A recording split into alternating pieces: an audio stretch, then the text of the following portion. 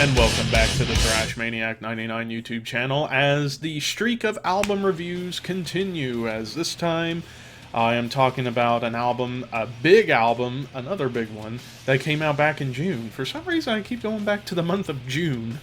Well, then again, June, July, that time frame, there was a lot of big music that was coming out during that time that I didn't get to review until now. Here today I'm going to be talking about the latest effort from one of the best bands, if not the best band in the industrial metal genre, Fear Factory, with their album Aggression Continuum. So, brief history lesson about Fear Factory for you guys who may not be familiar. Then again, some of you guys who have watched my channel know that I'm friends with Kamikaze Games, who's a much bigger Fear Factory fan than I am. But with that said, so Fear Factory started back in 1989 under the name Ulceration before changing to Fear the Factory to eventually Fear Factory, which is arguably one of the 10 best names for a band I've ever heard. Starting out more a death metal, grindcore band, heavily inspired by bands like Napalm Death and Bolt Thrower. Then they kind of got inspired by the industrial scene, namely bands like Godflesh and Ministry. Wanted to combine those styles in the beginning, and then over the years, they continue to evolve their style and add in elements of thrash and of groove metal eventually, even at one point even hinting a little bit towards the alternative nu metal stuff for a couple of albums. And then really ever since Archetype in 2004, they've stayed in the same path of industrial, thrash, death, groove metal band, kind of combining those four styles together primarily, with little hints of prog and symphonic metal kind of thrown into the mix, give or take, depending on the track that they are writing. Now here, this is the first Fear Factory album in 6 years since Genexus back in 2015, and they started recording this album back in 2017, but there was a ton of problems that led to this album being delayed for so long.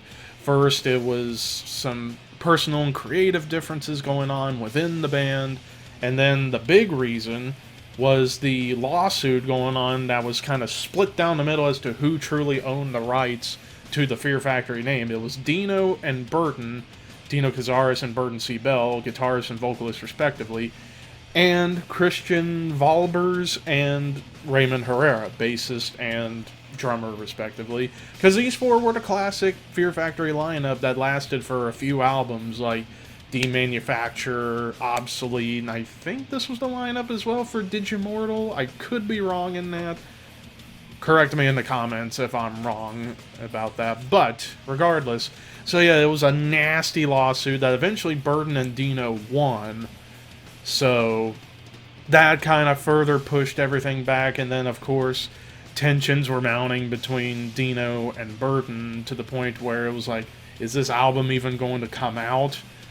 Then they finally got around to finishing up the mixes for the album in 2020 and earlier this year, mixed by Andy Sneap, so another Andy Sneap work on this for this year. So we finally, after 6 years, primarily after probably about 3 years of waiting, we get the new Fear Factory album, Aggression Continuum, and we kick things off with the track Recode, which kind of starts off with like a story that's being told throughout the album, continuing on the idea of man versus machine, or being like the best Terminator movie that never was written, essentially.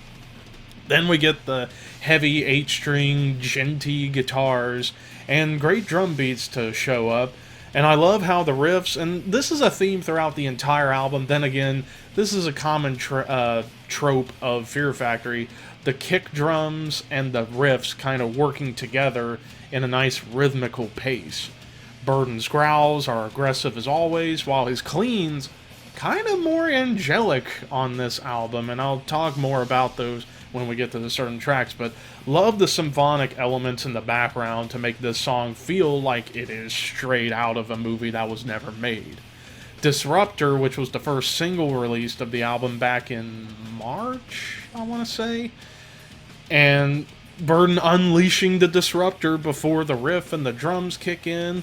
growls got a little bit lower on this song. This track definitely has a more anthemic feel to it, like it's speaking to your heart and your mind, telling you to be yourself and find your way in life, which was a great little thing to add on to the song. Then to the title track, Aggression Continuum, more of that story of the album being told through the symphonic ambience and the vocals before it gets downright thrashy with the riffs and the beats, more anger being unleashed, not just through the music and the vocals, but in the lyrics as well. When you hear Burden just shouting off some pissed off anger. And there are even some solid, nice guitar melodies that come in through the track at times as well. Purity, starting off with awesome grooves, Burden's voice go into that realm of sitting like right in between his growls and his screams, but his trademark, or not screams, growls and cleans. Wow, I was way off on that. As well as his trademark cleans, which I think, in terms of his clean vocals, this was one of my favorite clean performances of the album from Burden. Lyrics definitely showcasing some of the band's trademark of stories of religion about being unsure of what to believe, but want to do what's right. But then we get to my favorite song of the album, and the second single released, Fuel-Injected Suicide Machine. Because this sounds like a song that could have been straight in, could have been on Demanufacture, and it would have been a brilliant fit, because the riffs, some of the best riffs of the album show up on here. My favorite chorus of the album that I even like to sing along to a little bit whenever I'm listening to it on my own. There's a lot of thrash going on this song, as well as the trademark groove that Fear Factory provides. And yeah, this is maybe the most thrash-oriented track of the album for me. And then I love the ending with the piano and the orchestra. That reminds me so much of like the ending of the classic song Zero Signal, which, again, more of that Demanufacture vibe. Collapse! Attention all civilians! It's time for a heavy, groovy riff to begin this song. This is probably the most groove-oriented song out of them all, as it goes between slow and mid-tempo with some tons of breakdowns on this song.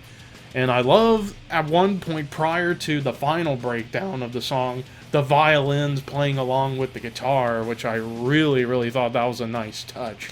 Manufactured Hope, probably the most aggressive and hate-filled track of the album. Just tons of heavy riffs in here. The chorus even felt more aggressive and gritty than most of the choruses on the album. Just this unrelenting hatred felt in this song, which I loved the vibe that this song gave out.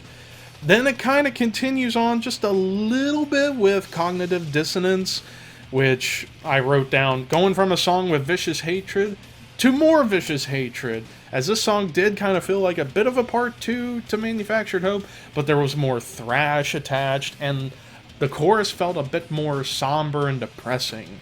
As the riffs chugging along to drive more tension, Burden's growls get even lower, kind of almost back to their early death metal days, which you could argue maybe the most death metal oriented song was Cognitive Dissonance. I don't know, that's up for you to decide. But then Monolith, the penultimate track, the most melodic song of the album. It's a wonderful song. The guitars have some melody going on.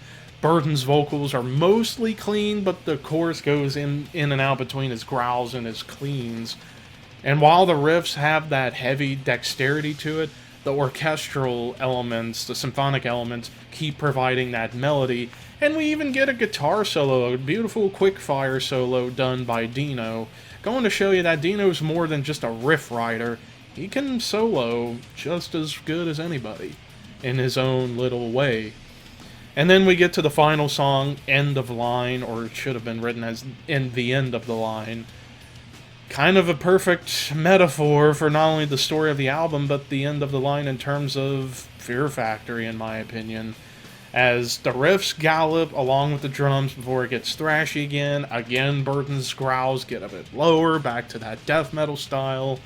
Another somber chorus telling us basically we need to kill these machines once and for all. Some somber clean guitars show up to give it that even more depressing atmosphere. And as the song ends, we get sounds of what's like machines exploding, signifying that the humans have won. And it's the end of the story, the end of the line, and the end of an era for Fear Factory, because after some news, Burton C. Bell is no longer in the band, so it's just down to Dino, Tony Campos, and Mike Heller left in the band, and are still deciding who's going to be the new vocalist. To me, it does not matter who you get. Fear Factory will never be Fear Factory again without Burton C. Bell, because he is the voice of Fear Factory. Doesn't matter who you get, it's not going to be the same. And I probably won't be into it, regardless of who Dino picks. I swear, if he picks Rob Flynn to sing in this band, then I would never listen to anything involving Rob Flynn ever again. But anyways, despite that, overall, this is a fantastic album. I mean, Fear Factory has always been, at least up until when I met Kamikaze Games, Fear Factory was always a band that kind of slipped under the radar for me.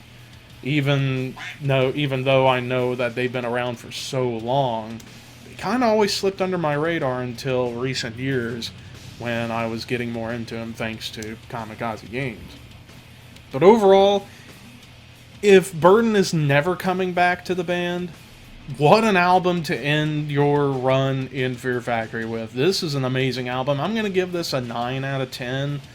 Of course, there were some of the songs did kind of start to sound the same a little bit, but that's not always a bad thing. It works for Fear Factory because they're all about telling these stories of man versus machine and being all filled with hatred and hope at the same time. So, and Burton's voice, probably his best vocal performance I've heard him do in a long time. So, overall, this is a fantastic album. Definitely check it out if you haven't listened to it already. Kamikaze, if you're watching this, you better have listened to it. I know you probably have, but in case you haven't, fucking listen to it. It's fantastic. But anyways, thank you guys for watching this review. What did you guys think of Aggression Continuum by Fear Factory? Let me know in the comments below, and until next time, horns high, see you guys soon.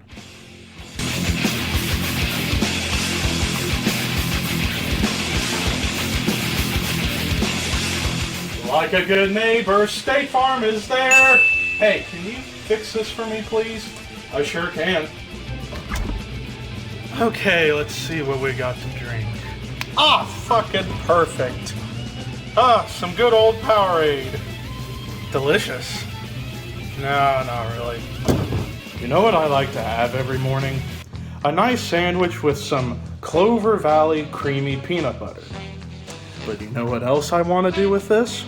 I want to dip my balls in it! Let's see what we got in here. Damn it, we don't even have Spam in here! Whoa!